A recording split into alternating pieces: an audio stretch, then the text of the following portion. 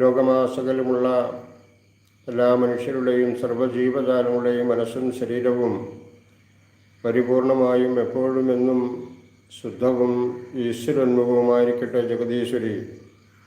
ജഗദീശ്വരി എന്ന് ഞാൻ പറയുമ്പോൾ എൻ്റെ വിശ്വാസവും എൻ്റെ ഉപാസനയുമായി ബന്ധപ്പെട്ട് ഞാൻ അപ്രകാരം പറയുന്നു. ഏതേതോ തരത്തിലുള്ള ഉപാസനയാണോ ഓരോരുത്തരും സ്വീകരിക്കുന്നത്, ആ ഉപാസനാമൂർത്തിയെ സങ്കല്പിച്ചുകൊണ്ടാവണം, ആയുധനെ മുൻനിർത്തിക്കൊണ്ടാവണം പ്രാർത്ഥന എന്ന് പറയുന്നു. ലോകമാസകലമുള്ള എല്ലാ മനുഷ്യരുടെയും സർവ്വജീവജാലങ്ങളുടെയും മനസ്സും ശരീരവും പരിപൂർണമായും എപ്പോഴും എന്നും ശുദ്ധവും ഈശ്വരോന്മുഖവുമായിരിക്കട്ടെ. ജഗദീശ്വരി. ആയതുപോലെ തന്നെ ലോകത്തിലുള്ള സർവ്വചരാചരങ്ങളും